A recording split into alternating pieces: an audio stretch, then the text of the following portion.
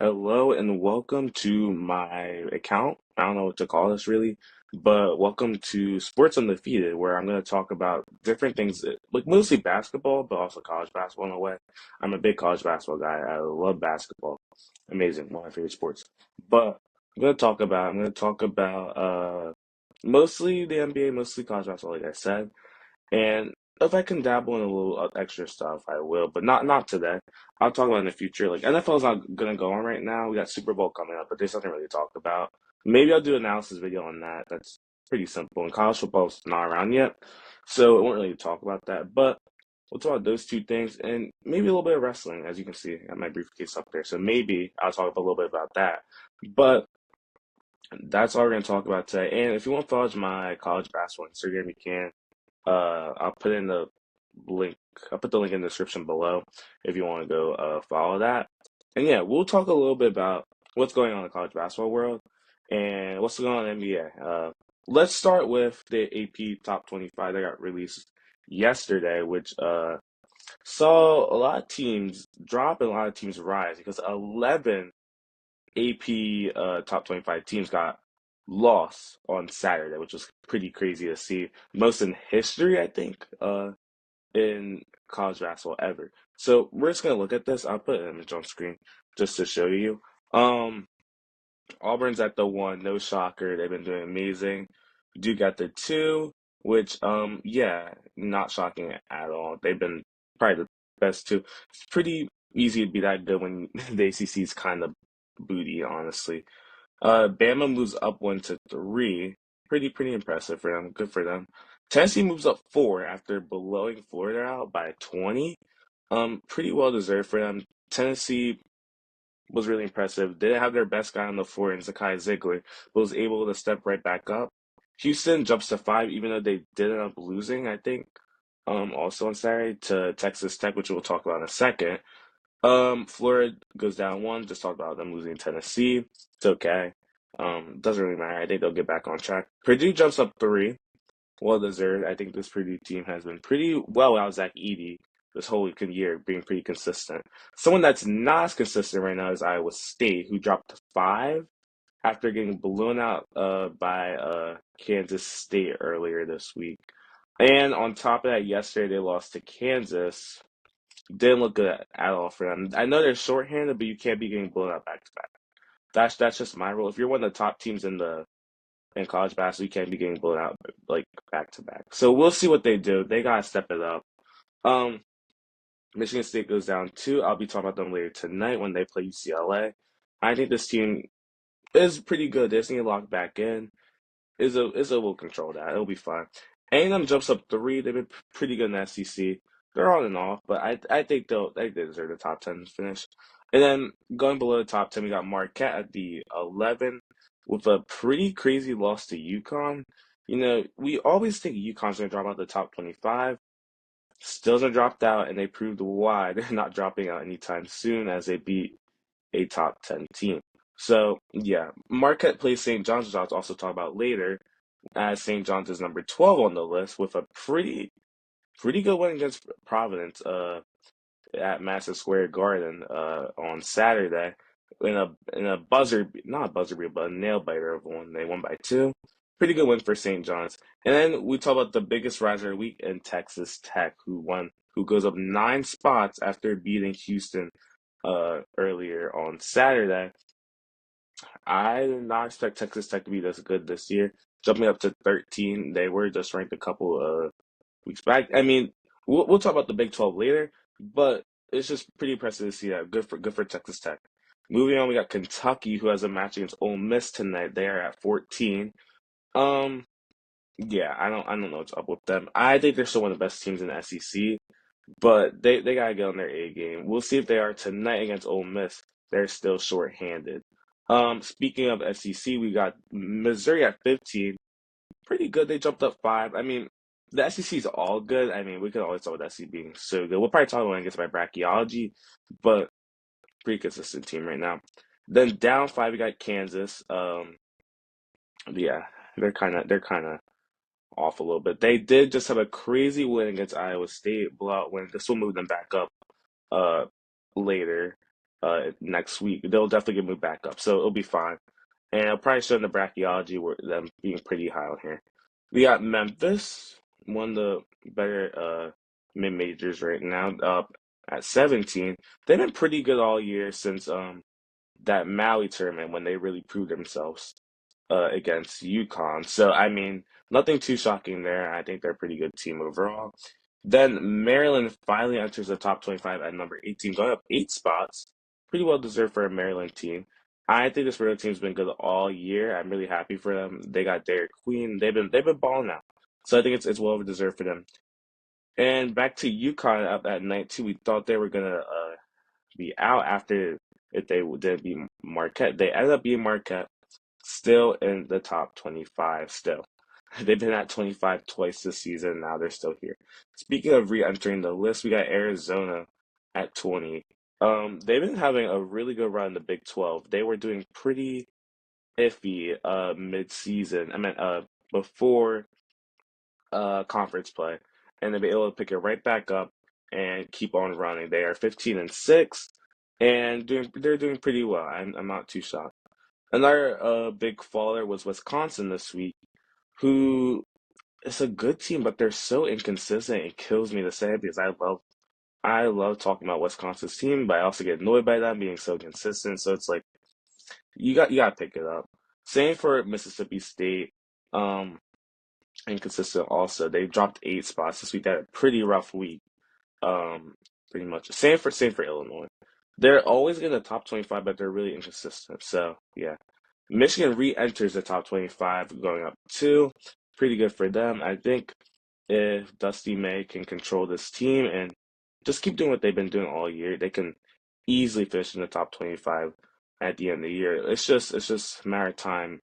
Are they going to though? And then finally, Ole Miss at 25. They go down 2, and they're gonna play Kentucky tonight, which is this should be on their side today with an injured Kentucky player. They're favorites to win tonight, and I mean everything should just go well for them tonight. If they win tonight, and I think they got LSU next on Saturday. If they win those 2 games, they should stay in the top 25, and that's pretty much it. I'm not gonna look on who's at the outside right now, but it's a pretty good list so far. Actually, I will who's look on the outside real quick. Um, okay, yeah, I have to talk about the people who dropped out. Oregon was number 16, dropped out. They've been inconsistent, so I think it's well deserved that they're out off the list. Louisville at 21, again, inconsistent. ACC's all inconsistent. No shocker there. They'll probably jump back in sooner or later. And Vanderbilt, we all knew Vanderbilt wasn't that good of an SEC team, but they got a big win a week back, so they were in there, but now they're not. Teams on the outside right now, looking in. Clemson is 2 votes behind Ole Miss at 182, and then you got St. Mary's right behind them also, which is best mid-major right now. Don't even get me started about Gonzaga being inconsistent too. But yeah, that's what's going on right now, pretty much. All right, so we'll move on talking about that, and let's get into predictions for tonight. I'm pretty excited to talk about predictions because, you know, I am never right half the time. So yeah, let's get into the top 25 matchups and just go down and break them down from what I think is going to happen. So starting at the 6:30, we got number 11 Marquette versus number 12 St. John's at Madison Square Garden. St. John's has done pretty well this year against the Big East altogether. They are 10-1 going against these teams. They've only lost to Creighton by 1 this year. And they're going to be playing, I think, as their toughest task this year in the Big East and Marquette. Marquette is coming off a loss to UConn, which I mean it wasn't too shocking they lost to UConn. But I think it was going to beat them. It was going to be UConn, but it is going to be pretty interesting to see who will win this one. I think this is probably one of the best games of the night, besides Kentucky Ole Miss, which we'll get into later. If I think St. John's is able to contain them with their defense, they're ranked fifth defensive wise. They always can kill with their good defense, and they can always smother teams like that. If they stop Cam Jones, they will be fine. I will take St. John's tonight winning this one by 3 or 4. I think they're a pretty good squad overall, and if they can deliver with their defense on the glass, they should be able to do good. Just smother Cam Jones should be fine. I'll take St. John's tonight, we'll see how that one goes. Moving along, at 9 o'clock, we got Oklahoma versus Auburn. Auburn 17.5 point favorites. Don't take that. It's just a scam. I don't think Auburn's beat any team by that much since maybe Mississippi State, where they beat them by 22. But they've gone against Georgia, only won by two. Went against Tennessee, only won by two. Went against LSU, only won by 13. Going against Ole Miss, only won by 10. But don't take that, but give me them to win. Give me them to win. They definitely showed they're the best team still. Only lost one game this year. Best offense uh, in the whole country right now.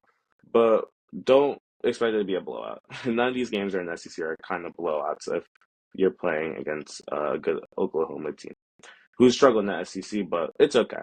We don't mind that. Next up, we got Indiana, Wisconsin. Wisconsin is coming off of a pretty good game against Northwestern, but a loss to Maryland before that. They should be fine tonight. I don't really expect too many problems coming for them. They are 9.5 point favorites. I think you could take that easily.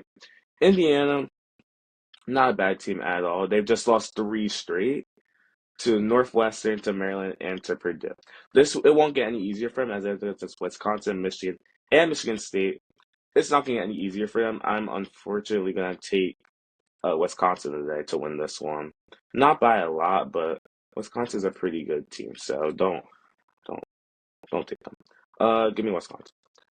Arizona, BYU. So BYU is favorites tonight against Arizona. Um, It's gonna be a close one, I will say. If you were up at 11 tonight for this board, watch that game. It will be pretty good. You know, Caleb Love is a great player on Arizona. That is lead guy on there. But BYU is been pretty sneaky good this year. I won't lie to them. They are 6-4 in their conference, but they've been pretty sneaky good. Besides that, I think. So with my pick, this was gonna be a hard one. I think both teams are pretty even overall. Arizona's just had the momentum, and they have, I think, one of the more better offenses this year. And they're going at BYU. BYU, their defense iffy, but I'm talking about Arizona's offense and defense are more even than that. If they can make plays and I think they're a more consistent team overall. I think they can get the job done against this BYU team. By far. Not by far. I know BYU is their favorites tonight, but give me Arizona. They have the momentum. They have everything going well for them. I think Arizona is going to keep. It's going to be close. If you're up at one and just watching this game, it's going to be good. It's going to be good. It's going to come down the wire. I think it'll be good. Arizona gets the window tonight. Um, Florida, Vandy. I'm not going to talk about it too much. I think it's obvious who's going to win. Florida. They're going to rebound after losing earlier to Tennessee by 20. And then they have a tough task on Saturday going against Auburn, which will be a great one to watch. I'll talk about that right there. But that's gonna be amazing to watch. I'm excited to see that. Give me Florida. Pretty obvious. Purdue, Iowa, same thing, kinda. Iowa's just not good against these teams like Purdue. That they can't play a team that's good in the Big Ten, unfortunately. Um, they beat Penn State by one, and they've lost a lot of their other ones. Just hasn't been close. I was just not having a good year overall. Yeah, just give me Purdue. I think not nothing too shocking there. We got Baylor, Texas Tech, and Texas Tech ranked pretty high. They've won six straight. They've been on fire recently. I think you gotta ride the momentum tonight in Texas Tech. They are one of the best teams in the Big 12 right now. Just be I think the best team in the Big 12 right now in Houston, not Iowa State anymore because they can't play consistently at all. And you got Baylor who's coming off a big win against Kansas. It'll be a good one to watch tonight. But if you're gonna give me a team to take, give me Texas Tech. And then finally, I'm going to talk about Michigan State, UCLA at 10 o'clock on Peacock. Michigan State, they're going to UCLA to play this one. Michigan State 9-1 in their conference play this year. Pretty well done. They got their first loss against UCF by 6. They were riding off of a 13 game winning streak at the time, and they just lost their first one. when they lost to Memphis in Maui. So they've won every game since then. I I don't think it's I don't want to be that guy, but you know I think he's got a plan for this team tonight. I think Izzo's got a plan for this team tonight. UCLA has been hot though. I will say UCLA has been hot. If they had a more even team, but I think Izzo's got a plan for his team tonight. It's good. It's a 1.5 point favorite for UCLA. Give me Michigan State to win this one. I feel like they're gonna go into UCLA, and they're gonna be locked in. They're gonna be wanting to rebound after losing to USC. I think they're locked back in. Honestly, that I'm gonna take them to win. Um, those are all the. Oh wait, no, I forgot the biggest game of the day. Obviously, we got number 14 Kentucky going against number 25 Ole Miss. At Ole Miss. Ole Miss not a good team at playing at home, but both teams have been kind of inconsistent in the SEC. I think both teams are gonna do pretty well tonight. It's gonna be a good one to watch. I will say that. Yeah, Sean Padilla, one of the best guys after coming from Virginia Tech, has been really consistent overall for this Ole Miss team. However, Ole Miss's struggles is rebounding. If they can't rebound, which they haven't been able to the whole season because their team is just so small. This tallest guy is like 6'7". Team's just not like tall at all. However, like I said, I think Kentucky is missing their best guy tonight. In Lamont Butler, who is a 6'2" senior, who is able to put up most of their buckets. And I think he's going to be really missed tonight going against this Ole Miss team. Ole Miss and Kentucky, I think, went at it earlier this year. I think I'm wrong. But it's pretty interesting to see how this one will turn out because, both teams are pretty good. So, in my pick tonight, I'm going to take Ole Miss to win this one. They should get the win tonight. This is pretty simple for them. You got one man down. You have to take advantage of that and just be consistently good. Their defense is one of the best in the country, and Kentucky losing another one will hurt them, but it's just unfortunate because they have someone injured. I'll take Ole Miss tonight. All right, those are all my picks for tonight. I think they're all a bunch of good games. You guys should go check them out tonight.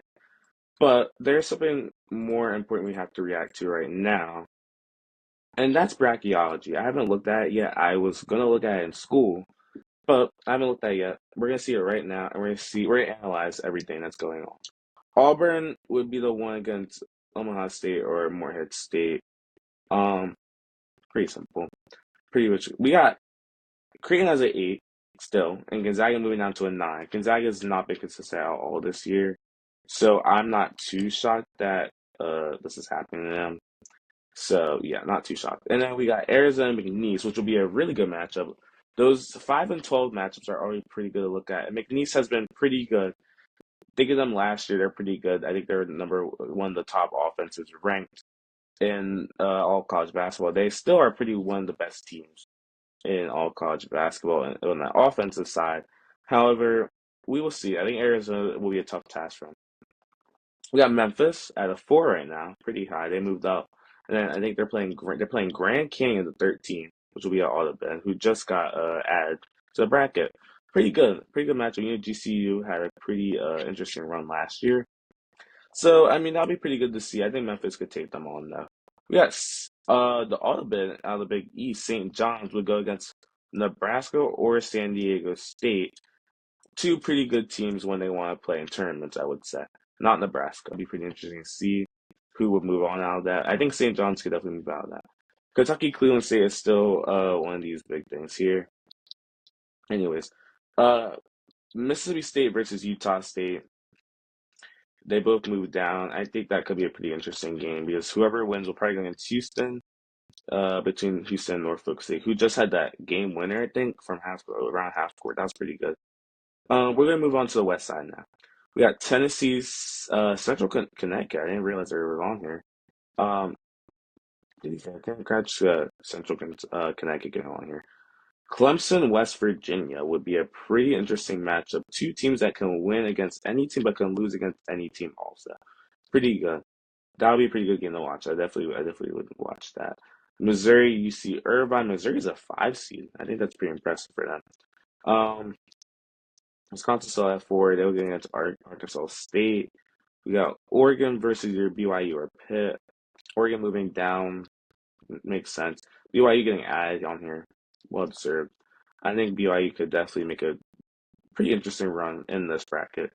A&M's a three now. Playing Oregon, Colorado. We got UConn going against Ohio State, which I would love to see that game. I think this UConn team is weak. They have, Dan Hurley has playoff experience. He's won back to back. That's probably why he's still in the top 25, and his UConn team is still in the top 25. But this Ohio State team is known to shock some teams. I wouldn't be shocked. We got upset right there. Then we got the TikTok baller on Florida Gulf Coast going against number two, Iowa State, after they dropped out, I think, of their spot because they've been having a pretty rough week too.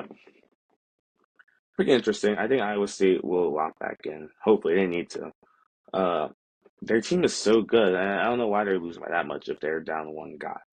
We got Alabama versus Southern at the Midwest. Pretty good. We got St. Mary's at an 8 against Oklahoma. I think St. Mary's could make a deep run this year. I think I said that last year when I was doing my bracket and stuff. I didn't take them past the first round though, but they definitely could. They have the potential to make a deep run. Uh, they're better than Gonzaga. Gonzaga is supposed to be the best team. You're in a bad conference and you're doing that bad. Doesn't make sense. Um, we got Illinois versus Yale.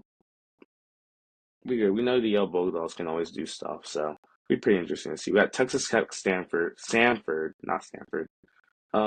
Texas Tech is now at a 4 after beating Houston. Pretty well deserved for them. Maryland Drake would be a good game, I think. This Drake team has been their whole story is amazing. Their coach being a former D2 coach and bringing his whole team up basically to on the Drake Bulldogs team and been leading them pretty well since their tournaments and stuff. I think they'll do a pretty good game against Maryland. I think they're a team to watch out for also. They always get out of the first round pretty much. And they go on decent runs. I think that could happen. We got Marquette at the 3 will be playing Jacksonville State. Pretty good. We got Louisville going against Vanderbilt. Um Louisville, pretty good team. I think they could take this one. Vanderbilt, not as much. I think they're very consistent. And Purdue and Bryant are still on here. Pretty good. Pretty good path for Purdue if they could make it out of here. I think they could be either Louisville or Vanderbilt. Then we're finally on the East. We got Duke still at the 1. They've been on here longest time. No shocker there. They'll either play Marist or American. It doesn't matter. I think they can get past either of them. Then they got Baylor or Texas, which in the battle of Texas, that'd be pretty good to see. Love to see that one play out for himself. I think Baylor could take that one. I think Texas could take that one. Could go either way. They got Ole Miss out of 5, going against George Mason. Like I said, 5s are death spots, and if Ole Miss can't play well with their defense, it could be deadly for them, and they could get knocked out first round. George Mason knows how to play basketball, and that is the truth. But Ole Miss does move up after being, I think, a 6 last week, so pretty interesting for them. And Michigan State and Akron still on here, pretty much. We got UCLA Georgia as a 6 and 11 matchup. I do really like that actually. That'd be interesting to see. Georgia hasn't been as good as they were when they were ranked. I feel like almost every SEC team has been ranked this year or somewhere. I mean, it's just crazy to see how good they are. Then we got Kansas, Towson, and all of it. Um, and then finally, we got Michigan versus New Mexico. Would be fun to see. And then we got Florida versus UC Asheville. So this is the bracketology right now. The teams that are not in right now, we got UCF, Xavier, Arizona State, and UCF. 4 of them are not in. And then we got Wake Forest, SMU, North Carolina, and Arkansas. All of them wouldn't make it in. UNC not making it in would be crazy for me. They've had one of the craziest fall-offs. Not more crazier than Miami. We talk about Miami all the time. Horrible. But just crazy how bad you're falling off. And same for Arkansas getting Coach Calipari and still not being able to product off of that because of the SEC being so good this year. They have 13 out of 16 teams on here, and one of them is currently getting kind of cut off in the next four out. Then South Carolina and then LSU. 13 would be a record if all these teams would make it in the tournament. We'd be pretty good. We got 10 for the Big Ten. We got 8 from the Big 12, 4 from the ACC, 4 from the Big East, 3 from the Mountain West, and 2 from the WCC and Gonzaga and St. Mary. So that's it with bracketology. We're gonna move on now. That was pretty good. We're gonna talk about the Big 12 for a little bit, like I said earlier in this video. Big 12 is the fastest conference. I mean, the conference that is gaining a lot of traction right now. I think they had a slow start to the year. All the teams had a slow start to the year. But the Big 12 is becoming the conference to watch. We'll talk about each team I think we like to talk about. Not Colorado. They haven't won a conference game yet. And Cincinnati, who was ranked preseason, by the way, a whopping 2-8 and not doing too well. So nothing to talk about there. We got Oklahoma State, not that good either. And Arizona State, which I had high hopes for it earlier this year when they kept it close with a lot of these teams, but they can't ever find a way to get it done. So I can't talk with them either. Kansas State just beat Iowa State earlier a couple weeks ago, a couple of days ago. So that's good. I think they're a good team overall, but I don't think they'll finish anywhere close. TCU and Utah, they're there. They're pretty much there. Yeah, UCF, who can stay close with a lot of teams this year. They've been staying close with a lot of teams. I like them. I like them a lot. They definitely could get into the tournament if they keep fighting and get a big win somewhere. I think they could. And now everyone else I'm going to talk about could get ranked. They could get ranked. They could finish pretty high somewhere. We'll start with West Virginia, who beat Kansas earlier this year. They've inconsistent team. That's the definition of this team. They're 5-5 in conference play. I mean, they did have a pretty significant injury though to their best guy, Tucker DeVeers, who's gonna have to get surgery for his upper body. He's gonna miss the rest of the season. Who is their main guy? That came from Drake. So it was pretty interesting to see that. But I don't know how they're gonna do now. I mean, they were pretty overall, pretty good team. I would like to. They're still dusting in the tournament right now. Then after being Iowa State, after being Kansas, they still deserve to get in. It's just unfortunate that injuries have struck them at the moment. So we'll see how they do. Next, we got Baylor. Baylor, 6-4 in conference play. They're pretty good this year. They just came off a win against Kansas also. Kansas, as you can see, pretty inconsistent team, as you can see also. But Baylor's got to play Texas Tech tonight. It's going to be a tough battle. Not easy for them at all. So we'll see how they do. I think Baylor always does good in the tournaments anyway. So pretty good for them. Again, BYU. We're gonna talk about BYU here. BYU's won 4 straight. Their most win coming off, their most recognizable coming off of that was probably against Baylor. They haven't beat any really good teams though in their conference, I would say. This is going to be their third ranked matchup this season going against Arizona. They weren't able to get it done against Houston. They got blown out. They weren't able to get it done against Ole Miss earlier this year. So, still one to watch out for tonight against them, but we'll see how they do. We'll see how they do. It'll be pretty interesting to see. We'll talk about Kansas now. I mean, one of the top teams this year in Kansas, who had an amazing start off the year, getting a big win against Duke, getting a big win against a UNC team that was good at the time, not anymore.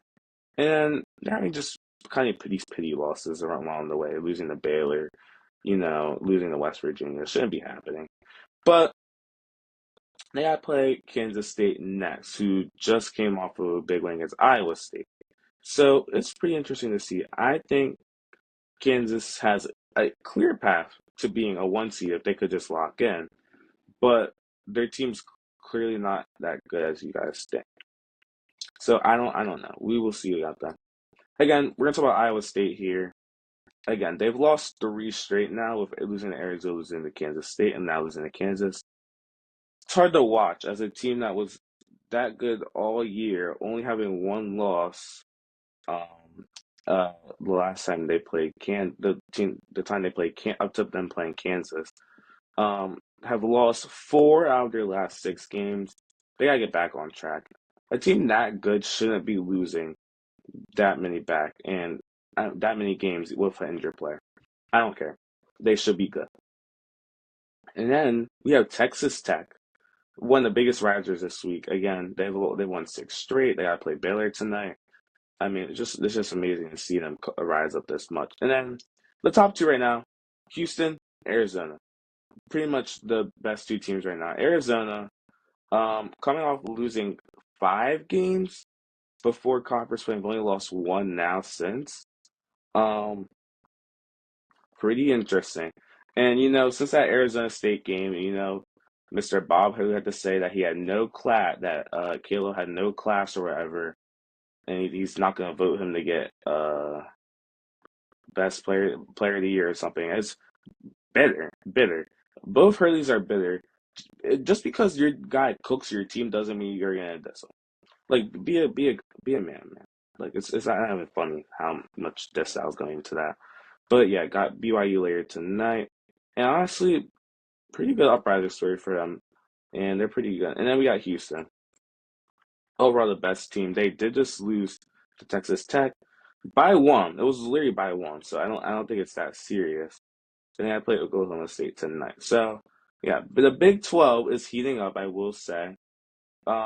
Between those West Virginias, those BYU's, those Baylor's, could do anything and get into that one of those ranked spots. It's not unlikely for any of them. West Virginia was just there earlier this year, so as Baylor's earlier this year. Um, so that's it for that. We'll move on. I think I had enough talking about college basketball. I've spent a long time talking about it. Let's talk about uh let's talk about the trades in the NBA. I think it's a good time to talk about the trades because it was messy. It was crazy messy. It's been chaos. It's been chaos since 12:30 at night earlier a couple of days back. We're gonna talk about the trades that happened. Okay. So the most recent one, it kind of got started on February 1st, I would say, with this lackluster trade, I would say. No one really cared about this. Um, the Clippers decided to trade Mo Bamba and PJ Tucker to the Jazz for a 2030 second round pick and some cash, I guess, for them to get Patty Mills and Drew Eubanks. By the way, the Jazz dropped Mo Bamba. They waived him off this team. So they clearly didn't want him anyway. They don't need him. They have good big men in Laurie. They have good big men in Walker Kessler. There's nothing for him to have. And I'm sorry to that whoever year that is, 23rd player, some probably like I don't know how old, 16, 15-year old that's gonna get drafted by the Jazz and they're still horrible. Because that's just insane. But I think Clippers won this trade. It's not really a win-win for either team. It's not really many guys are gonna get time on this team. Patty Mills is old and washed. Sorry to say that. And Drew Eubanks, he's good. But again, the Jazz are just not a good team. So yeah. Speaking of the Jazz, we're gonna get to the trade that made everyone go crazy on February 2nd. Luka Doncic to the Lakers. That and Davis to the Mavericks. But I'm gonna talk about this is such an interesting trade for me. I've had time to think about it. At first I was like, Mavericks are so dumb for this. I'm not thinking they're dumb, but they still are kind of dumb. I'll talk about it. So the Mavs, they got Anthony Davis, they get Max Christie and a 2029 first round pick from the Lakers. Okay. But they give up Luka Doncic and they give up some of their pretty good guys and Markieff Morris and Maxi Keebler just for this stat. I don't like it. And then I guess we'll talk about the Jazz in this trade. They got Jalen Hood-Schifino. I think that's a goat, and I think he was honestly robbed from getting a chance on the Lakers, as you guys know. I'm a big fan of this guy. I'm kidding, but like, you can't be serious that that's the trade you're gonna do. I see this as two things for the Mavs.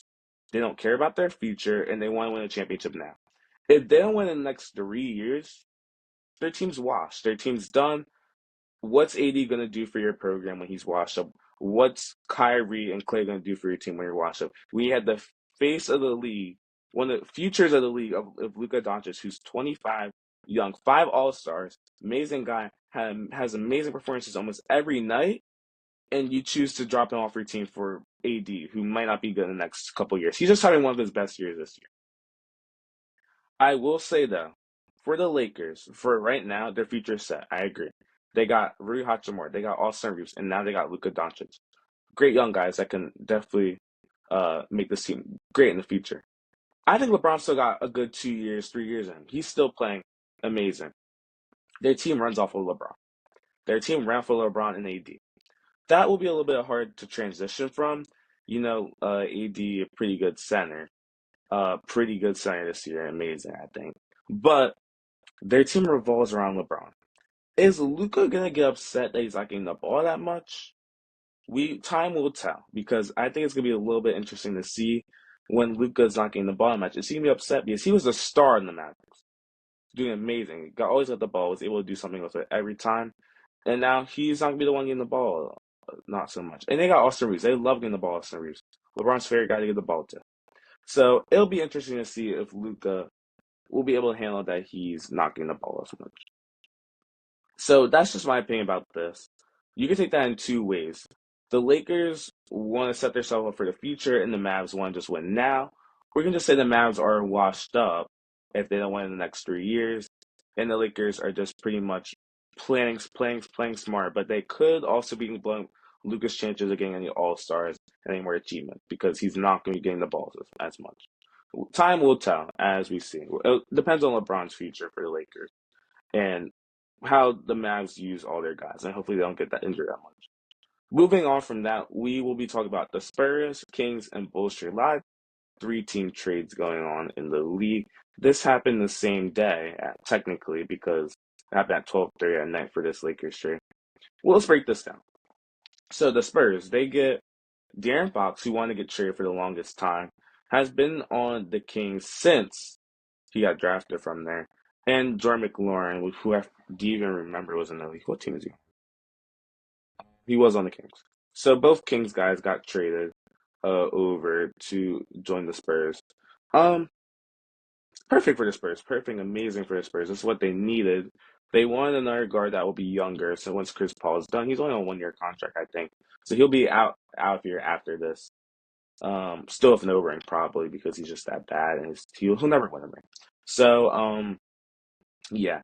I think the Spurs are set for their future pretty well. They got Wemby, they got Stefan Castle, who's looking to be one of the best, could win Rookie of the Year this year.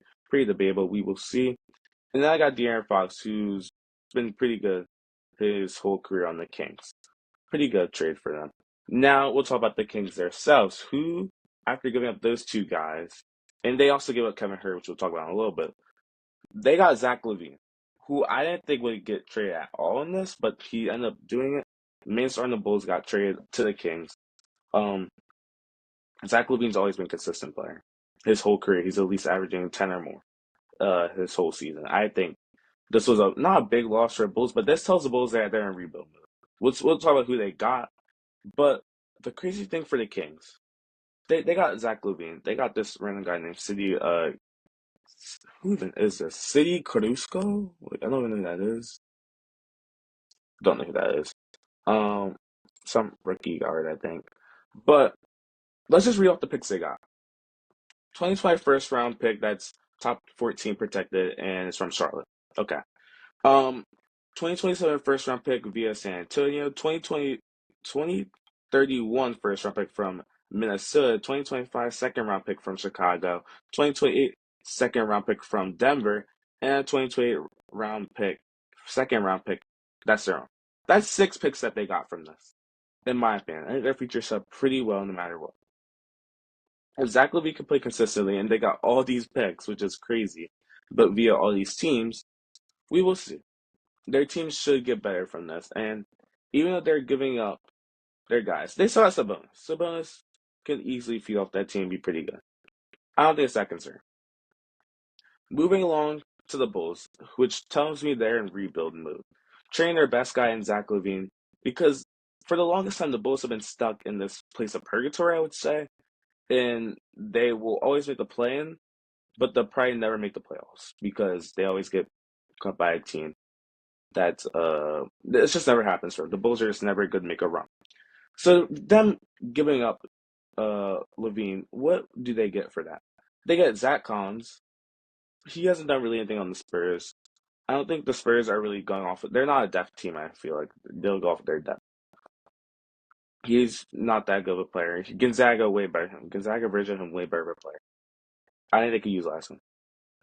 Trey Jones also could definitely get utilized. Pretty good player on the Spurs. And then Kevin Herter.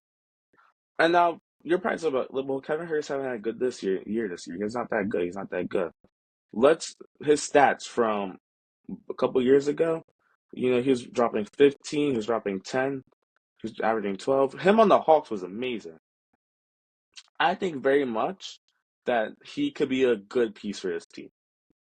He'd be a good piece for his team, definitely. They need young guys on their team that can produce and get the ball because all their guys on the Bulls are pretty good and young.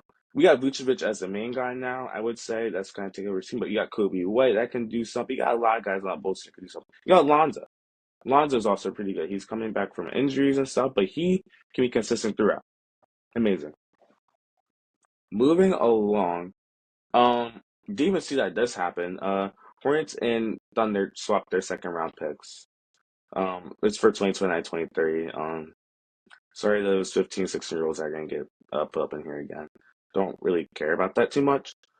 And then we got the Mavs Sixers trade that happened a couple of hours ago. Um, so we got simplest trade. The actually funny thing, Mavs Sixers play tonight. I don't think that trade will have them playing on their respective teams yet. That's funny that happened though. Caleb Martin, who's not been having the best of the years that he's been playing, really. I mean, you know, he's a pretty good player overall, but when he was on Miami, I would say. But he gets traded to the Mavs for Quentin Grimes and 2025 second round pick. That's the Sixers to keep. Quentin Grimes, by the way, who's had a secretly pretty good year of Dallas, averaging 10 points a game. I don't think he should start, but it will be a good guy for depth. I think he can put up points uh if he needs to, pretty much. He's a guy that could be consistent no matter what. I feel like he has games that can put up 20 against the Celtics. He has games that can put up 17. He has games that can put up 14. 23 against the Lakers earlier this year. I think he's a guy that can be pretty well. He's got experience and a former first round pick could definitely do that for the team. So that's all the trades that's happened so far. Um, that's all the trades that have happened so far. Um, so we have to talk about this. I just saw this in the news today. Embiid, after staying out 15 games, is officially gonna make his return tonight against the Dallas Mavericks. After 15 games, he's sat majority of his career in games. By the way, has been sick a whole month. The former MVP is coming out to the court tonight. Nick Nurse said he's gonna be not hard. I was gonna say you can expect 30 minutes from him tonight. I think this would have been a great matchup if Davis was playing tonight, but he isn't. He's still out and he won't be playing. So, no. But I think it'll be pretty fun to see no matter what and be back on the court. We'll see what he does. Anyway, um, that's it for all that stuff about the trades. I'm gonna get into predictions tonight, and then we'll see how it goes. So, first up at Wells Fargo Center tonight, the Mavs are playing the Sixers, who just had that trade earlier today. Um, No, I don't think the players are playing in the game tonight. That'd be pretty funny if they were, and they just made jerseys that fast. But I don't think they're playing tonight. Uh, on the injury list for each team, we got PJ Washington, Anthony Davis, Dwight Powell, Derek Lively has been out for the longest time, and Caleb Martin all out for the Mavs, and with no Luca. So Kyrie's probably going to have to carry this team again if they won't have any success. Then there's Clay too, but we'll see. For the Sixers, per usual, having an injury fest. We got Drummond, Eric Gordon, Paul George, Quentin Grimes, obviously, and KJ Martin all out for right now. The Sixers coming off of they blew their 26-point lead against the Celtics on Sunday, which was pretty horrible to see. I was actually rooting for them to win. I hate the Celtics, and then Mavericks just lost by 43 to the Cavs earlier this year. So, it'll be pretty interesting to see how that one goes. the Mavericks lost by 43 after trading their star Luka Doncic, even though he hasn't been playing for the past couple of games. But it shows that, it's just they're not a good team. I think the Sixers can get this one tonight, and I'm gonna be so honest with you. They should be favorites tonight, and I think they are, but I'm not 100%. Yeah, Sixers are favorites by 4.5. They should be able to get the win tonight. This is a pretty easy win for them, I would say. If Maxey and Embiid pretty much plays amazing together, should be good. And it's Paul George. I think Paul George is playing too, so that's that. There's their trio that should be able to produce points for him tonight against a down Mavericks. Pretty simple. Moving along, probably the big game of the night. Number one in the East, we got the Cleveland Cavaliers going against the Boston Celtics on TNT in Cleveland. Um, Pretty interesting one to see. The Boston are favorites by 1.5, and I honestly agree with that. This is their third time matching up this season. Celtics are running healthy tonight. They have no injuries, which would be perfect for them tonight. They've won three straight, and the Cavs have won four straight. So, as a Cavs fan, looking at them playing against each other, uh, Boston seeing their fifth straight win. I think, I honestly think, I'm gonna be honest with you. I think the Celtics get the best of us tonight. I, I'm not saying the Cavs don't aren't gonna win, but the Celtics are all healthy this time around. Whenever it's a healthy Celtics team, it's gonna be a monster game from someone. It might be Jalen Brown, it might be Tatum, it might be Porzingis. You never know. It could be Derek White. The team is all so good. You never know who's gonna have a monster night. I can say the same thing about the Cavs, but no, I can't say the same thing about the Cavs. I think the Cavs are a more put together team, and guys always having like our stars are always having at least 10 or 20 points a game while they play. But the Celtics always have a guy that can break out. Even Peyton Pritchard can have a breakout game. You never expect that. So give me the Celtics to win tonight. I wish the Cavs well for this one, but they have 40 wins. I'm not too concerned if we lose. We've only lost three games at home this year. I think we'll lose a fourth. Rockets and Nets. I don't think I have anything to commentate on this one. The Rockets pretty been an amazing team this year. One of the best stories in the NBA, I think, are the Rockets. Young team, they can do anything pretty well. I think the Rockets will get the win here. I don't think anyone's going to win too much. Same for the Knicks Raptors. Story of Cat joining the team and then doing amazing when they didn't want to be there. Pretty simple. I think the Knicks will win that one also. Heat Bulls. I really want to watch this game. Two mid teams in the Eastern Conference right now. Got Tyler here, who I don't think should be an All Star personally. I don't think someone like Maxey, someone like Trey Young, who deserve to get on, should get on just because you're having your one good year right now. Maxey's been averaging 27. I think he's put up 20, at least 24 in the past couple of games. I don't even know what the stat is, but he's been doing amazing. Here this guy because it's like maybe it's like first time game. It'll be cool to see because he's carrying this Heat team to a mediocre record. I don't think it was deserved. And then the Bulls, yeah. Give me Miami to win this one. The Bulls are still short-handed without Zach LaVine. I don't know what they're gonna do about that. Then we got the Battle of LA at the Intuit Dome. We got the Lakers, we got the Clippers going against each other. And you already know you want to see the matchup of LeBron James versus James Harden. Always a good matchup to see. I was gonna say it could have been what's his name? It could have been Max Christie going against Cam Christie. But first of all, Max Christie's not on the team anymore. He's gone. And Cam Christie is injured. He's only got injured player on the Clippers. Even Kawhi is looking to play tonight, which is actually pretty interesting to see because I forgot Kawhi was even a player. Um, Clippers have the best defense in the league right now. Again, LeBron is shorthanded about AD. I don't know if that will, and they don't have Luka playing it. This should be a pretty good one for the Clippers. They'll keep it close. We need the Clippers to win tonight. And just bad game overall. Pacers, Trailblazers. Pacers will win this one. Um, I don't think I've ever seen a Trailblazers fan in my life. I guess they're having a good year. No, I don't watch the Trailblazers that much. But that's pretty much it talking about that. And to wrap it all up, we got a good night of NBA. Good night, college basketball.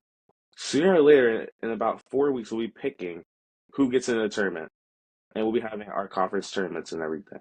Be pretty exciting to see who gets in, who doesn't, and what will happen with these guys like Luca. What will happen with these guys like AD? What will they do on their new teams? Will they be better or will they be worse because of their systems? We will see. It will go along with the storyline of who will win the trade after it's all said and done. Will the Mavericks get their championship, or will the Lakers get their championship and have a bright future? That's all for today. If you want to go follow me on my Instagram, like I said earlier in this video, you can. It's in the link in the bio. And yeah, um, that's it. I'll see you guys for the next video. Peace out.